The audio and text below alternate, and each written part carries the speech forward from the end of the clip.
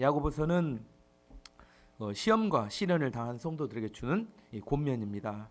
야고보서의 시작은 이렇게 시작합니다. 야고보서 1장 2절에 4절까지 말씀 보면 야고보서 1장 2절 4절 보면 내 형제들아 너희가 여러 가지 시험을 당하거든 온전히 기쁘게 여기라.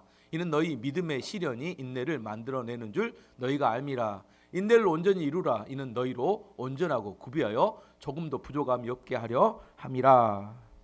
삶을 살다가 여러 가지 시험을 당하게 될 때 그때 어떻게 반응하라고 오늘 본문은 말합니까? 어떻게 하라고요? 온전히 어떻게 여기라? 다 안 따라. 온전히 어떻게 여기라고요? 온전히 기쁘게 여기라. 시험을 당할 때 진짜 기쁜 사람은 없습니다. 시험과 어려움. 예를 들어 이런 겁니다. 내가 오늘 운전을 하다가 사고가 났어요. 돈 200만 원이 들어가게 생겼는데 나는 오늘 너무 기뻐. 이런 사람이 있을까요? 없습니다. 진짜 기쁜 것이 아니라 기쁘게 여기라 이렇게 이야기합니다. 실제 기쁜 것이 아니라 믿음으로 기쁘게 받아들이라 이렇게 이야기합니다. 왜요? 그 믿음의 시련이 우리의 인내를 만들어내고 인내가 우리로 하여금 온전한 사람으로 만들어내는 성장하게 만들기 때문에 기쁘게 여기는 겁니다. 자, 다시 한번 연습해 보겠습니다. 여러 가지 시험을 당하면 어떻게 여기라고요? 기쁘게 여기라. 자, 오늘 내가 병원에 갔어요. 그랬더니 검사했더니 담낭염이라는 진단을 받았습니다. 어떻게 여겨야 합니까? 이제 참 어렵죠. 오늘 내가 직장인 갔어요. 직장이 너무 어려워져서 연말까지만 나오고 그만 나오세요. 어떻게 여겨야 합니까? 전혀 또 이제 하기 싫은갑네. 어떻게 여겨요? 여러분 생각 말고 성경에 반응을 하셔야 된다니까. 여러분 생각은 화가 나지만 성경은 뭐라고요? 기쁘게 여기라. 기쁜 건 아닙니다. 하지만 기쁘게 내가 믿음으로 받아들인 걸 말하는 겁니다. 하나님 말씀을 귀로는 듣기는 좋지만 쉽게 순종하려면 엄청 어렵습니다.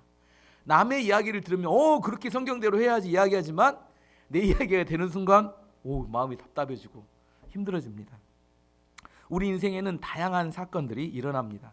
힘겨운 시련도 있지만 하나님이 은혜를 주셔서 내가 심지도 않고 물두지도 않았는데 거두는 또 열매가 있을 때도 있어요. 어쨌든 우리 인생에는 다양한 일들이 발생합니다.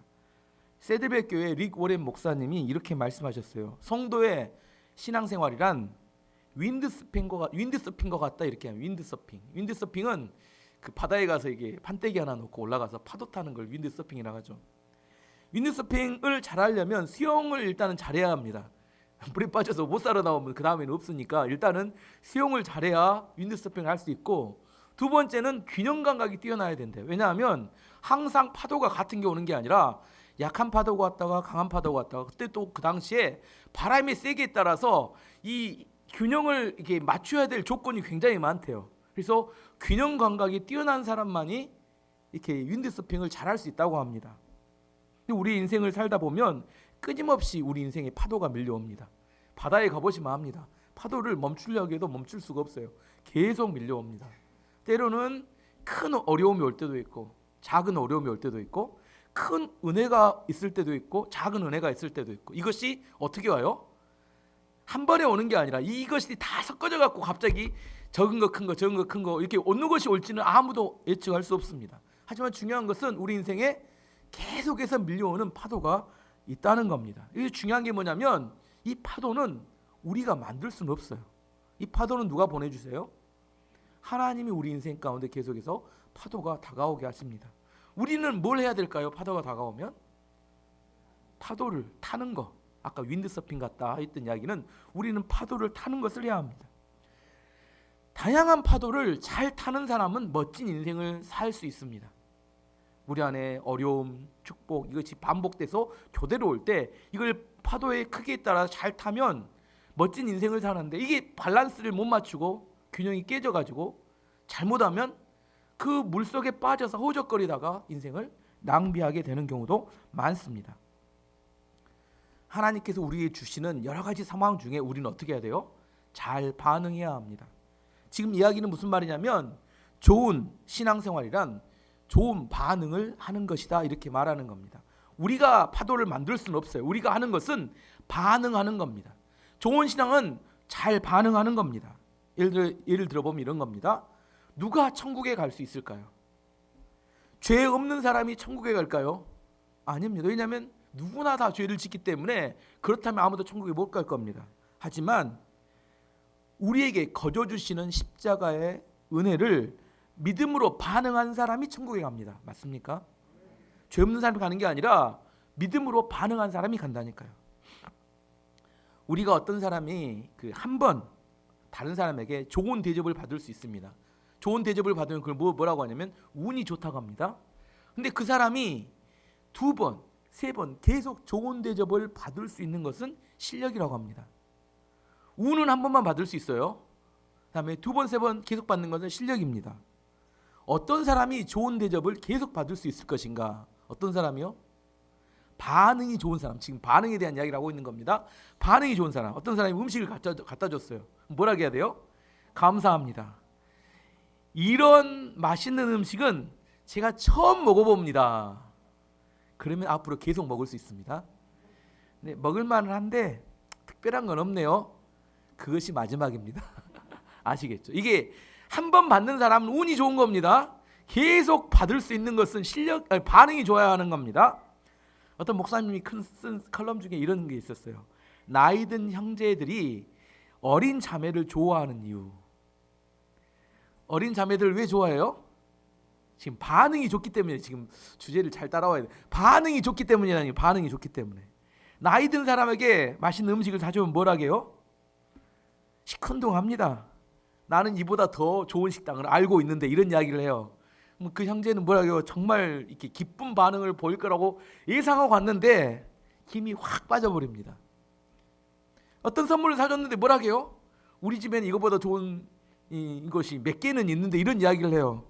그 형제에게는 돈이 없으니까 최선인데, 지금 최선을 다해 사줬는데 마음에 실망이 됩니다. 근데 어린 자매들은 어떻게 반응해요? 세상에 이렇게 맛있는 음식이 세상에 있다니 정말 놀라워요. 밥 먹는 경치가, 뷰가 아름답습니다. 그러면 세상에 이렇게 멋진 경치가 있다니 너무 행복해요. 그 다음부터는 계속 밥을 얻어먹는 겁니다. 그래서 나이든 형제들이 어린 자매를 좋아해요. 그 나이든 기준은 정하지 않았습니다. 여러분도 나이가 어리다고 생각하시면 어떻게 하면 돼요? 반응이 좋아야 하면, 반응이. 지금 계속 이야기를 해도 뭔 소리인지 못 알아들으시고, 주제가 지금 하나인데 지금 뭐가 좋아야 된다고 이야기하는 거예요? 반응이 좋아야 된다니까요. 하나님께서도 반응이 좋은 성도들을 좋아하십니다. 찬양할 때 손을 들라면 번쩍 드는 걸 좋아하지, 개구리 앞다리. 이거 하나님 좋아하실까요? 이걸 좋아하실까요?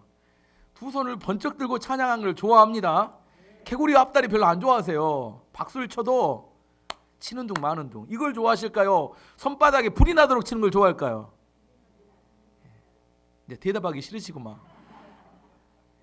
하나님도 반응이 좋은 사람을 좋아한다니까요. 뜨뜻미지근하게. 요한계시록 뭐라게요? 차갑지도 덥지도 않으면 내가 토해내겠다, 이렇게 이야기하잖아요. 하시려면 확실히 하시든지, 정말 하나님을 높여드리기 원하시면 마음을 다해 찬양을 하시든지, 뭐 하는 둥 마는 둥, 이거 하나님 안 좋아하신다니까요.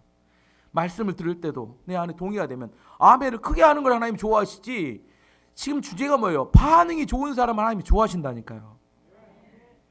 오늘 본문에는 인생의 중요한 2가지 상황에 대해서 이야기하면서 어떻게 반응하는 것이 하나님이 기뻐하는지를 이야기합니다. 오늘 13절 말씀 보시면, 너희 중에 고난 당하는 자가 있느냐? 그는 기도할 것이요, 즐거워하는 자가 있느냐? 그는 찬송할지니라.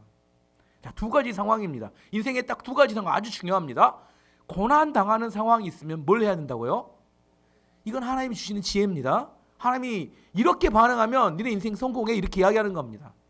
즐거워하는 자는 뭐 인생이 잘 풀리고 성공했어요. 근데 어떻게 해야 돼요?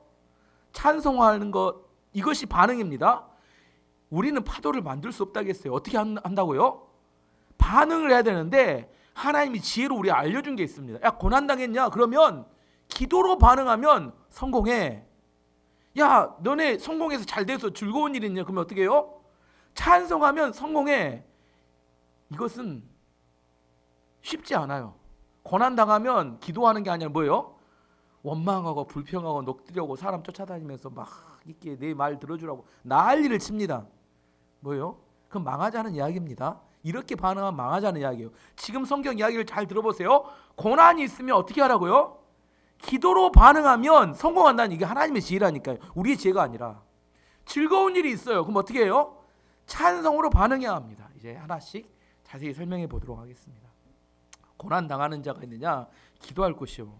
어떤 목사님에게 아들 둘이 있었어요. 그 두 아들에게 목사님이 아이스크림을 사줬다고 합니다. 큰 아이는 아이스크림을 언능 먹어버렸어요. 근데 둘째 아이는 아까워서 핥아서 먹고 있었습니다. 이 큰 아이가 어때요? 이 큰 놈들이 좀 사기성이 농후한데 둘째 아이 것을 어떻게 해요? 뺏어 먹고 싶은 마음이 딱 들었어요. 그래서 아이들 둘째 아이한테 이야기합니다. 야, 가위바위보해서 이긴 사람이 먹어보자. 그 아이스크림 누구 건데 이제? 동생 건데 큰 아이가 이야기하는 제안을 하는 겁니다. 근데 둘째 아이는 또 항상 속아요. 형이 놀아준다니까 아야 좋습니다. 이렇게 같이 합시다. 받아들였어요. 말도 안 되는 게임인데. 근데 가위바위보를 했는데 형이 3번을 연거푸 줘줍니다. 동생은 아까워서 자기 거니까 이렇게 핥아 먹었습니다. 4번째 누가 이겨요? 형이 이겼는데 어떻게 해요? 한 입에. 동생이 어떻게 해요? 한 입에 다 먹어버리니까 이제 난리가 났습니다. 대성통곡을 합니다. 막 울어요. 근데 아이에게 지혜가 있더라는 겁니다. 대성통곡을 형한테 하는 게 아니라 안방에 앉아 계시는 아버지를 향해서 대성통곡을 하더래요. 막 아버지를 향해서. 왜 아버지를 향해서 대성통곡을 할까요? 형은 뺏어먹을 능력은 있지만 다시 사줄 능력이 없습니다. 근데 아버지는 뭐가 있어요? 사줄 능력이 있습니다. 웃다 대고 울어야 돼요. 형한테 울어봤자 더 이렇게 잘못하면 매만 더 맞습니다. 조용히 하라고. 근데 아버지한테 울면 아버지가 그 상황하고 상관없지만 아버지는 또 사줄 능력이 있다니까요. 지금 뭘 이야기하는 겁니까? 우리가 동생의 지혜를 좀 어린 아이처럼 배워야 합니다. 세상에 나가면 우리 거 사기치고 뺏어가는 사람들 있어요. 그 사람들 쫓아다니면서 울고 난리 친다고 해서 문제가 해결되는 게 아니라는 겁니다. 그 문제 해결 능력은 누구에게 있어요? 하나님께 있기 때문에 고난을 당하면 사람들 쫓아다니지 말고 원망불평하지 말고 하나님께 기도해라, 그렇게 이야기하는 겁니다. 오늘 보면 14, 15절 보면 너희 중에 병든 자가 있느냐? 그는 교회 장로들을 청할 것이요 그들은 주의 이름으로 기름을 바르며 그를 위하여 기도할지니라. 믿음의 기도는 병든 자를 구원하리니 주께서 그를 일으키시리라. 혹시 죄를 범하였을지라도 사하심을 받으리라. 질병이 발생하면 교회 공동체가 중보기도하며 합심해 기도해라. 근데 특이한 게 기름을 바르며 기도해라 이렇게 이야기합니다. 기름이 뭘까? 실제로 기름이라고 생각해서 참기름이나 콩기름을 바르고 기도하시는 분들도 계중 있습니다. 실제 있습니다. 하지만 기름은 의약품으로 해석하기도 합니다. 그때 당시에는 의약품이 많이 없었기 때문에 기름을 의약품처럼 사용했기 때문에 의약품을 이렇게 사용하면서 기도하라 이렇게 해석하기도 합니다. 오늘 그렇게 해석을 해보면 당뇨병이나 고혈압 환자가 있습니다. 믿음으로 기도한다고 약을 끊으면 될까요? 안 될까요? 실제로 약 끊어서 병원에 실려온 사람 많습니다. 믿음으로 기도한다고. 그거 아닙니다. 그걸 믿음이라고 하지 않아요. 약도 하나님께서 우리에게 지혜로 주신 것들입니다. 설사가 나면 어떻게 해야 돼요? 설사약 먹고 기도하시면 됩니다. 수술해야 될 병은 수술하고 기도하시면 됩니다. 하나님께서 약과 의사의 손길로 우리를 치료하십니다. 약도 없고 의사도 없다면 할 수 있는 만큼 하고 기도하시면 또 하나님 치료해 주십니다. 제가 처음 선교 간 게 2001년도에 남태평양 피지 원주민들에게 의료 선교를 갔었어요. 제가 의대생일 때 갔었는데 2명의 의사 선생님하고 같이 갔었는데 선교를 다 마치고 의약품이 남았어요. 남아서 돌아올 때 그 선교사님에게 그 의약품을 다 드리고 왔습니다. 그랬더니 원주민들이 치료받고 난 다음에 그 나중에 선교사님을 찾아와서 약을 달라고 하는 거예요. 처음에는 약을 주죠. 분류별로. 나중에 다 약이 떨어지니까 뭐만 남았냐면 아스피린만 딱 남더래요. 원주민들이 계속 찾아와요. 어떻게 했을까요? 아스피린 주고 기도해 줬는데 놀랍게도 아스피린 먹은 사람이 다 나섰습니다. 누가 치료하신 거예요? 지금 우리나라는 좋은 병원과 좋은 의사들이 많습니다. 어떻게 하면 돼요? 기도하시고 병원 가서 치료하시면 됩니다. 하지만 오지에 의사도 없고 병원도 없다면 할 수 있는 만큼 하시고 기도해도 하나님이 치료하십니다. 아시겠죠? 하나님은 우리를 치료하십니다. 하지만 우리가 제한하지 말고 하나님이 쓰시는 방법을 다 받아들이면서 우리 안에 기도하는 게 필요하다는 지혜를 얻으라는 겁니다. 제발 약 끊고 이렇게 막 기도하다가 병원에 실려오지 마세요. 저도 쪽팔립니다. 내가 교회 다니는 목사인데 약 끊어서 막 누가 뭐라고 말하게 그랬더니 약 끊고 기도하다가 간이 안 좋아지고 뭐 고혈압이 올라가고 그래서 또 병원에 실려온 사람들이 있으니까 많다니까요. 실제로 약 끊는 사람들이 믿음으로 한다고 해서 또 어떤 목사님들도 약 끊으라고 하신 분들도 있으니까 제가 드리는 말씀입니다. 그러면 기도하면 어떤 능력이 나타날까? 두 가지 이렇게 능력이 나타납니다. 첫 번째는 하나님께서 상황을 바꿔주시든지, 두 번째는 그 상황을 이겨낼 만한 능력을 우리에게 주시든지, 둘 중에 하나입니다. 예를 들어 이런 겁니다. 어떤 사람이 1,000만 원이 필요해서 하나님 1,000만 원을 채워주세요. 그렇게 기도했더니 둘 중에 하나의 반응이 나타납니다. 첫 번째는 1,000만 원이 채워지든지, 아니면 기도를 한참 하다 보니까 진짜 나에게 필요했던 돈이 1,000만 원이 아니라 10만 원이었네. 기도가 10만 원으로 바뀌었습니다. 10만 원이 채워지든지. 기도하면 수정 기능이 있어요. 수정. 바꿔집니다. 기도를 하다 보면 그것이 내 욕심으로 기도한 거면 오래 기도 못합니다. 기도해보면 압니다. 기도 안 한 사람이 이게 뭔 말인지 몰라요. 기도를 꾸준히 하다 보면 내 욕심 때문에 기도하는 거 있잖아요. 오래 기도하라고 해도 기도를 못합니다. 하지만 하나님 주신 꿈과 비전이 있어서 기도하잖아요. 기도하면 할수록 마음이 뜨거워지고 계속 기도가 나옵니다. 어떤 사람이 와서 물어, 하나님 이게 하나님의 뜻입니까? 아니면 내 욕심입니까? 어떻게 하면 해결될 수 있을까요? 기도하면 됩니다. 기도하면 계속 기도가 나오는 것은 뭐예요? 마음이 뜨거워져요. 그 다음에 그 기도를 통하여 응답될 때까지 기도하는 거 할 수 있습니다. 그렇지만 내 욕심대로 기도하면 기도 일주일 하기도 어렵다니까요. 그래서 중요한 게 뭐냐면 기도하는 게 중요합니다. 기도하고 그 기도하던 중에 하나님이 정리를 해주시는데 꼭 가서 고민하고 논쟁하고 토론하는 게 뭐예요? 이게 하나님의 뜻이냐 아니냐. 그건 입 아픈 이야기다니까요. 어떻게 하면 돼요? 기도하면 이것이 하나님의 뜻이면 계속 기도가 나오고 하나님의 뜻이 아니면 기도가 중단되게 됩니다. 기도를 계속하다 보면 둘 중에 하나다니까요. 상황이 바꿔지든지 아니면 내가 그걸 감당할 만한 믿음과 능력이 생기든지 둘 중에 하나가 결과로 나타나게 됩니다.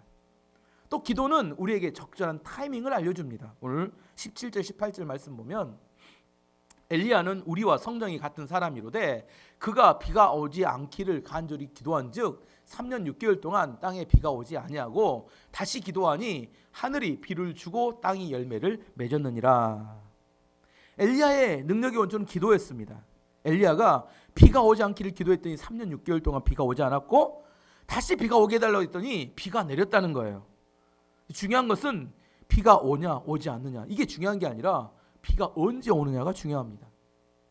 하나님의 은혜가 있는 사람들은 비가 와야 할 때 비가 옵니다. 그리고 비가 멈춰야 될 때 비가 멈춰요. 이게 은혜 있는 사람입니다. 반면에 엇박자가 나는 인생은 비가 멈춰야 돼요. 계속 오면 홍수가 나요. 근데 멈추지 않고 비가 계속 옵니다. 그래서 홍수가 나요. 또 비가 와야 해요. 근데 비가 와야 될 때 비가 안 오면 어떻게 돼요? 가뭄이 됩니다. 엇박자 인생은 딱 와서 호소하는 게 딱 두 개입니다. 가뭄과 홍수. 내 안에 가뭄이 들어서 비가 없어요. 아니면 내 안에 홍수가 나서 막 온통 물 날래요. 왜 그래요? 지금 엇박자가 난 인생입니다. 하지만 하나님의 은혜가 있으면 비가 오고 왔느냐 안 오고가 중요한 게 아니라 와야 될 때 오고 멈춰야 할 때 멈춰야 뭘 해요? 좋은 결실을 맺을 수 있는 겁니다. 여러분 안에 왜 열매가 없느냐? 항상 가뭄과 홍수가 나기 때문에 올 때 너무 많이 오고 안 올 때 전혀 안 오니까 이게 문제가 생기는 겁니다. 그러면 엇박자 인생에서 은혜가 있는 인생으로 바뀌는 비결이 뭘까요? 그게 기도입니다. 기도하게 되면 하나님이 우리 가운데 타이밍을 알려주십니다. 전진할 때와 멈춰야 될 때. 뉴욕에 짐 신발라라는 목사님이 계세요. 그분이 책 중에 새바람 강한 불길이라는 책을 썼는데 그 책에 나온 내용인데 7월 달에 한 여름에 예배를 드리는데 갑자기 목사님 마음 가운데 크리스마스 캐롤을 부르고 싶은 마음이 들더랍니다. 성도들에게 기쁘다 구주 오셨네 이 찬양을 하자고 했대요. 성도들이 의아하죠. 7월 달에 무슨 이렇게 기쁘다 구주 오셨느냐. 그렇지만 목사님 하자니까 노래를 시작했다고 합니다. 부르자기에서 이제 노래를 시작했습니다. 한참 찬양을 하고 있는데 성도들도 마음이 갑자기 뜨거워지더라고요. 그래서 한 번 하는 게 아니라 여러 번을 반복해서, 그게 몇 절 되는 거잖아요. 여러 번을 반복해서 찬양을 불렀습니다. 근데 하필 그날 그 찬송을 부를 때 그 교회 앞을 지나가던 알코올 중독자 환자 한 명 있었습니다. 근데 자기가 생각해도 아무리 이상해요. 뭐요? 여름이고 자기는 반팔을 입었는데 기쁘다 구주 오셨네가 들리니까 이게 너는 오늘 내가 뭐 술을 많이 마셨나, 이게 환청이 들리는가, 내가 이제 알코올 중독의 수위가 너무 넘었구나, 이렇게 살다가는 곧 죽겠구나, 이런 생각이 드니까 내가 오늘 이 교회에 들어가서 도움을 청해야 될랑갑다, 이 환청이 들리니 큰일이다, 이런 생각이 들었답니다. 그래서 그 교회에 들어오게 되었고 그날 설교를 듣고 회심하여서 예수님 믿고 구원을 받았다고 이야기합니다. 기쁘다 구주 오셨네 노래 한 곡에 잃어버린 한 영혼을 구원하게 되었습니다. 때로는 우리가 알지 못하는 성령님의 인도하심이 있습니다. 기도할 때 성령님께서 우리를 인도해 가십니다. 지금 비가 필요한지 비가 멈춰야 되는지 우리는 알 수는 없어요. 하지만 성령님이 인도하실 때 그 타이밍에 우리가 순종에 따라갈 때 열매가 있는 인생을 살 수 있다니까요. 우리 안에 그것을 알 수가 없어요. 우리가 어떤 건지 이해하기 어렵습니다. 왜 지금 우리에게 이런 일이 있는지. 하지만 우리는 알 수 없지만 성령님께서는 아시고 우리를 인도해 가시는데, 어떤 사람이 그 인도하심을 받을 수 있느냐? 어떤 사람이요? 기도하는 사람이 그 인도하심을 받을 수 있습니다. 고난이 오면 뭐 해야 돼요? 원망 불평, 사람 쫓아지 않는 이거 하지 마시고 기도로 반응하는 사람, 그 사람이 고난으로부터 빨리 벗어날 수 있습니다. 첫 번째 반응입니다. 두 번째는 즐거워하는 자는 뭐 해야 돼요? 찬송할지니라 이야기합니다. 왜 즐거울 때 찬송해야 될까요? 즐겁다는 것은 지금 일이 잘 풀려간다는 이야기고 성공하고 있다는 이야기입니다. 성공하고 일이 잘 풀려갈 때는 반드시 그 뒤에는 보이지 않지만 하나님의 도움의 손길이 있는 겁니다. 그거 인정하신가요? 하나님의 은혜가 있으면 우리들이 하는 일이 술술 풀려갑니다. 그때 사람들이 고백하는 이야기가 일이 되네. 뭐라고요? 이게 그냥 자연스럽게 나오는 탄성입니다. 뭐라고? 일을 우리가 하는 게 아니라 일이 되어진다고 느껴질 때, 내가 일을 막 하잖아요. 생 억지를 써도 안 될 때는 아무리 해도 안 됩니다. 답도 없고 방법도 없어요. 하지만 성령님이 하나님을 통하여 은혜를 베푸시면 내가 하지 않는데 일이 술술술 풀려가면서 열매가 맺혀져 갑니다. 근데 일이 막힐 때, 어려울 때 우리가 항상 하나님께 기도하죠. 이번 일만 해결해 주시면 어떻게 해요? 충성 봉사, 이 몸을 바쳐서. 근데 일이 잘 풀리고 나면 어떻게 바뀌어요? 하나님 은혜보다 내가 선택을 잘해서. 화장실 갈 때하고 어떻게 달라요? 나올 때가 사람이 다릅니다. 대부분 다르더니 제가 교회에서 보니까 대부분 다릅니다. 충성 봉사는 사라지고 뭐가 남아요? 내 자랑하고 싶은 열망이 남습니다. 그래서 성공의 가장 큰 위험은 뭐냐면 성공에 취해서 마음이 교만해지는 겁니다. 은혜를 잊어버리고 교만해지는 것을 말합니다. 하나님께 영광을 돌리지 않고 자꾸만 뭐 하기 원해요? 내가 뭘 했다고 자랑하고 싶은 마음에 막 끌어오릅니다. 누가 했다고요? 하나님 은혜로 했다고요? 내가 했다고요? 사람은 이상합니다. 성공하고 나면 사람이 마음이 달라져요. 내가 했다고 막 이야기하고 싶어서 마음에 불이 일어납니다. 하나님 은혜가 아니라. 역대하 요즘 수요일날 예배 때 살피고 있는데, 역대 남유다의 왕들이 젊은 시절에는 하나님께 충성합니다. 하나님을 의지합니다. 근데 나중에 일이 잘 풀리고 난 다음에 급속히 타락해 갑니다. 대표적인 왕이 젊은 시절에 하나님께 1000번제를 드리고 하나님의 지혜로 온갖 부귀영화를 누렸던 솔로몬 왕. 그는 하나님께 영광을 돌려야 되는데 아내를 1000명이나 얻고 나중에 우상 숭배하는 자리까지 가게 됩니다. 제2의 솔로몬이라고 불리우는 우시아 왕, 남유다의 제2의 전성기를 이룹니다. 근데 그가 나이가 들어서 제사장들만 들어갈 수 있는 성소에 자기가 들어가서 분향단에 자기가 분향을 하겠다고 몸부림을 치다가 난리를 치다가 몸에 문둥증이 발생해서 비참하게 죽습니다. 어렵고 힘들 때 하나님 앞에 말씀대로 우상을 깨뜨리고 나라를 올바로 세웠던 요아스 왕이나 아마샤 왕은 나이가 들어서 교만해져서 우상을 섬기다가 자기 신하들에 의해서 암살당해 둘 다 죽습니다. 성경이 이렇게 기록합니다. 하나님께서 그들의 죽음을 당하도록 허락하셨다. 성경은 이렇게 이야기합니다. 성공할수록 높이 올라갈수록 겸손해야 합니다. 하지만 사람들은 부패하기 쉬운 존재들이라 성공하게 되면 교만해집니다. 이 교만을 이길 수 있는 비결이 뭘까요? 뭐예요? 찬송이네. 지금 성경 말씀 때 한 절을 지금 계속 반복해서 이야기하는데, 자, 이렇게 마음이 교만해진 걸 이기는 것이 뭐예요? 우리 교회 수준이 말씀을 잘 듣고 따라오세요. 찬송입니다. 위대한 하나님 앞에서, 하나님 은혜 앞에서 나 자신을 낮추고 하나님을 높이는 게 찬송입니다. 근데 교만해지면 뭐가 식어지냐면 찬송을 잘 안 불러요. 여러분이 하루 중에 찬송을 얼마나 부르는지를 보면 그 사람이 마음이 지금 높은 데 있는지 낮은 데 있는지를 알 수 있습니다. 찬송도 하나님을 높이는 찬양을 주로 하면 할수록 그 하나님 앞에 내 자신을 낮추는 겁니다. 근데 찬송도 유행과 비슷하게 해서 내 마음을 위로하는 찬송도 많이 있습니다. 그 나쁜 건 아니에요. 하지만 그것보다는 내가 하나님 앞에 교만한 마음이 낮아지기를 원하면 내 마음을 위로하는 찬양이 아니라 하나님을 높여드리는 찬양을 하는 것이 중요합니다. 다윗은 어렸을 때 하찮은 목동이었습니다. 하나님 하지만 이스라엘 왕으로 삼아주셨습니다. 그는 부귀, 명예, 권력 없는 것 없이 정말 모든 걸 하나님이 다 부어주셨습니다. 그럼에도 불구하고 다윗은 죽는 날까지 하나님의 자신을 낮추고 겸손하게 살았습니다. 그 비결이 뭐라고요?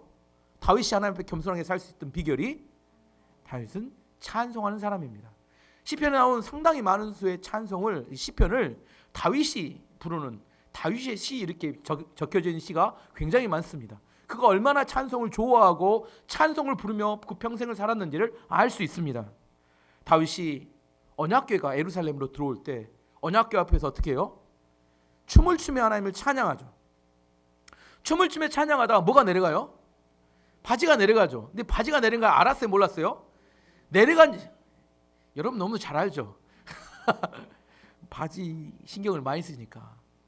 바지가 내려간지도 모르고 찬양하다가 또 그걸 보고 있던 자기 아내, 사울의 딸이었던 아내가 이렇게 비난을 합니다. 비웃어요. 뭐라고 비웃냐면 왕이 채신머리 없이 하녀들이 보고 있는데 바지가 내려간지도 모르고 춤추고 있다. 그때 다윗이 미갈에게 이런 이야기를 합니다. 사무엘하 6장 21절 22절 말씀에 다윗이 미갈에게 이르되 이는 여호와 앞에서 한 것이니라. 그가 내 아버지 하나님께서 내 아버지와 그의 온 집을 버리시고 나를 택하사 나를 여호와의 백성 이스라엘의 주권자로 삼으셨으니 내가 여호와 앞에서 뛰놀리라. 내가 이보다 더 낮아져서 스스로 천하게 보일지라도 내가 말한 바 계집 종들에게는 내가 높임을 받으리라 한지라. 다윗에게 중요한 것은 채신이 중요한 게 아닙니다. 하나님을 높여 찬양하는 게 중요한 거였습니다. 하나님을 찬양하는데 이보다 더 내가 낮아진다 할지라도 나는 그것을 충분히 감당할 수 있다. 왜냐하면 하나님을 높이는데 내가 낮아지는 거 그거 별로 중요하지 않다. 이렇게 고백하는 겁니다.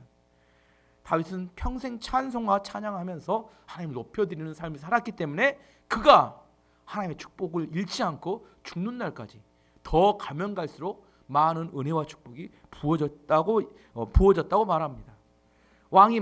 다윗 왕이 마지막 솔로몬에게 왕위를 물려주면서 그가 하나님을 찬양하는 내용이 나오는데 그 찬양 중에 우리가 전에 암송하라고 했던 역대상 29장 12절 말씀 같이 한번 읽어보겠습니다. 시작. 부와 귀가 주께로 말미암고 또 주는 만물의 주제가 되사 손에 권세와 능력이 있사오니 모든 사람을 크게 하심과 강하게 하심이 주의 손에 있나이다. 반응이 뜨뜻하네. 다시 한번 크게 읽어보겠습니다. 좀 크게 반응 좀 해보세요. 자, 다시 한번 시작. 부와 귀가 주께로 말미암고 또 주는 만물의 주제가 되사 손에 권세와 능력이 있사오니 모든 사람을 크게 하심과 강하게 하심이 주의 손에 있나이다. 아멘. 다윗은 평생 그가 살았던 삶을 정리하면서 그가 어떤 마음으로 살았는지를 정리하는 고백을 하는 겁니다. 부와 귀를 많이 받았는데 그것은 누구로부터 말미암았다고요? 하나님께로부터 말미암았고, 사람을 크게 하신가 강하게 하심이 누구에게 달렸다고요? 주의 손에 달렸다고 그는 고백합니다. 그는 이것을 다 합쳐서 뭐라고 하면, 내가 지금까지 누렸던 모든 것은 하나님의 은혜로 된 것이지 내 힘과 능력으로 된 것이 아니다고 고백하는 겁니다. 그렇기 때문에 그는 많은 것을 가졌고 누렸지만 무너지지 않고 끝까지 가면 갈수록 축복과 은혜 가운데 살았다고 말할 수 있습니다. 제가 사람들을 만나보면, 그 사람들의 이야기를 쭉 들어보면 그 사람들 마음의 중심이 어디 있는지를 알 수 있습니다. 겸손한 척하면서 자기 자랑을 막 하고 싶어서 이렇게 몸부림치는 사람들, 이미 마음이 높아져 있는 겁니다. 그때는 뭐 해야 돼요? 그때 찬송을 해야 될 때입니다. 감사와 찬양을 하나님께 올려드려야 될 때입니다. 그래야 더 많은 하나님의 은혜가 부어집니다. 이번 주는 추수감사절 특별 새벽기도 기간입니다. 하나님이 우리에게 한 1년 동안 주셨던 은혜를 돌아보며 하나님께 감사하는 절기입니다. 잠을 좀 줄이세요. 그리고 하나님께 나와서 예배에 참석해서 하나님께 영광 돌리기 바랍니다. 그것도 못하겠다, 그럼 하나님께 은혜 받을 생각을 하지 마시기 바랍니다. 그것조차도 못하면서, 저는 여러분의 이야기합니다. 하나님께 달라고 하는 건 이렇게 달라고 하면서 실제로 하나님께 드릴 수 있는 것은 이만큼까지 드리지 않으면서, 제가 지금까지 이야기했습니다. 좋은 믿음은 뭐라고요? 좋은 반응을 하는 겁니다. 자기는 아무런 반응을 하지 않으면서 받을 건 이렇게 받으려고 합니다. 그러면 주지 않으면 하나님께 왜 안 주냐고 막 난리를 칩니다. 왜 안 주세요?